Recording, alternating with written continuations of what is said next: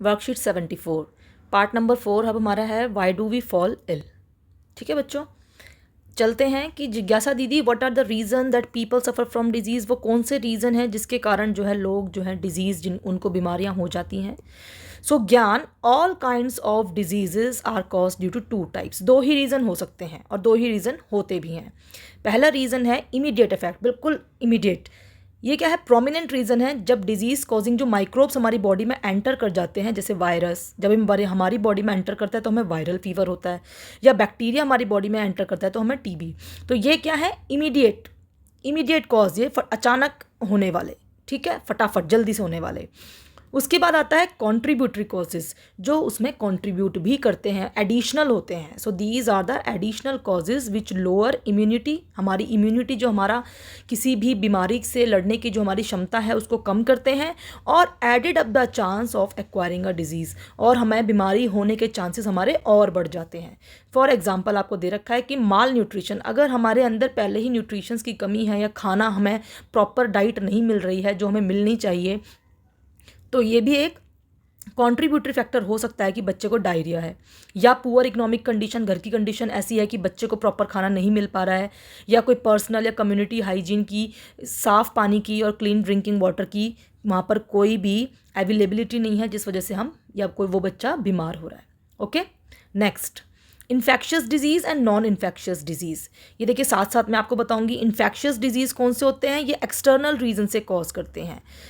बाहरी जो रीज़न हो सकता है वो बाहरी रीज़न हो सकता है, और उनके लिए होते हैं infectious agents. Infectious agents 4 types के होते हैं, वायरस, बैक्टीरिया, फंगस, प्रोटोजुआ। लेकिन वहीं जो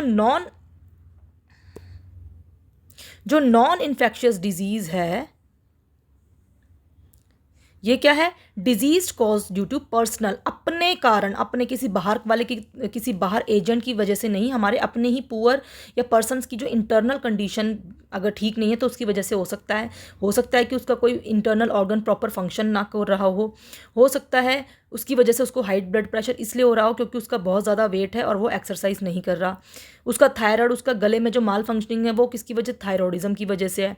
सम कैंसर इस वजह से होता है कि जेनेटिक डिसऑर्डर होते हैं, बॉडी में जो हमारे जीन्स होते हैं वो ऊपर नीचे हो जाते हैं या एक्स्ट्रा हो जाते हैं या कम हो जाते हैं, जिस वजह से उसको कैंसर हो सकता है। ठीक है, similarly diabetes is cause due to lack of exercise. Diabetes भी कब होती है, अगर आप एक्सरसाइज ना करें या बहुत ज़्यादा कार्बोहाइड्रेट खाएं। वहीं जो इन्फेक्शियस डिजीज़ है, इसमें क्या होता है, some intestinal infection diseases are also caused by multicellular. ये सब क्या थे, यूनिसेलुलर, ये मल्टी सेलुलर, जैसे पेट में आपके जो कीड़े हो जाते हैं, ये एलिफेंटाइसिस है, ये भी एक वॉर्म से है। तो यहाँ पर आपने देखा कि दोनों में डिफरेंस आपको पता चल गया। इन्फेक्शियस एक तरीके से कम्युनिकेबल हो गए, नॉन इन्फेक्शियल एक तरीके से नॉन कम्युनिकेबल हो गए। ठीक है, उसके बाद क्वेश्चन है कि what are the 2 basic reasons that cause disease in our body, explain with an example. वो कौन से 2 रीज़न हैं जिनकी वजह से हमारी बॉडी में या हमें कोई बीमारी होती है, तो वो 2 रीज़न हो गए आपके immediate cause and contributory cause, और इसमें आप एग्जाम्पल दे सकते हैं। ठीक है, why do we say that infectious disease are caused by external reason, give example. हम ये क्यों कहते हैं कि जो इन्फेक्शियस डिजीज़ है वो एक्सटर्नल रीज़न के कारण होती है, एग्जाम्पल दें। तो एक्सटर्नल रीज़न से होती हैं ये, ठीक है, इन्फेक्शन एजेंट्स होते हैं ये, इनके एग्जाम्पल आप दे देंगे। ठीक है, उसके बाद right the immediate cause and any 2 contributory cause of कोविड-19। कोविड-19 का इमीडिएट कॉज और कॉन्ट्रीब्यूटरी कॉज, तो इमीडिएट कॉज हो गया जैसे कि वायरस। ठीक है, यहाँ पर देखिए कोरोना के लिए इमीडिएट कॉज क्या हो गया, वायरस हो गया। ठीक है, एक तो नंबर 1 हो गया वायरस, दूसरा हम कह सकते हैं बैक्टीरिया या फंगस, कोई भी हम लिख सकते हैं इमीडिएट कॉज में। ठीक है, और कॉन्ट्रीब्यूटरी कॉज में क्या हो जाएगा, लोअर इम्यूनिटी, अगर जिसकी लोअर इम्यूनिटी है या जो पहले से ही बीमार है उसको बहुत जल्दी ये बीमारी हो रही है।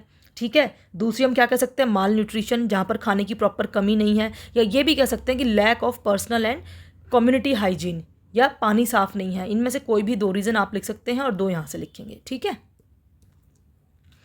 उसके बाद why do we say that non infectious disease are caused by internal reason. Non infection disease जो है इंटरनल रीजन से होती हैं, ये हम कैसे कह सकते हैं। देखिए जो नॉन इन्फेक्शियस डिजीज़ है, हमने ये कहा कि वो एक दूसरे से फैलती नहीं है, तो एक दूसरे से फैलती नहीं है तो इट मीन्स हम एक दूसरे के कॉन्टैक्ट में हैं भी लेकिन वो नहीं फैल रही, क्योंकि नॉन कम्युनिकेबल है ना। नॉन कम्युनिकेबल मतलब कि वो दूसरे से नहीं फैल रही, इट मीन्स कोई बाहर का फैक्टर नहीं है, हम एक दूसरे से बात कर रहे हैं वो तब भी नहीं फैल रही, तो फिर वो क्या चीज़ है, वो चीज़ ये चीज़ जो जितने भी फैक्टर्स हैं ये सारे वो फैक्टर्स हो सकते हैं। ठीक है, इंटरनल ऑर्गन नहीं है, माल फंक्शनिंग है, ये सब उसके रीज़न हो सकते हैं।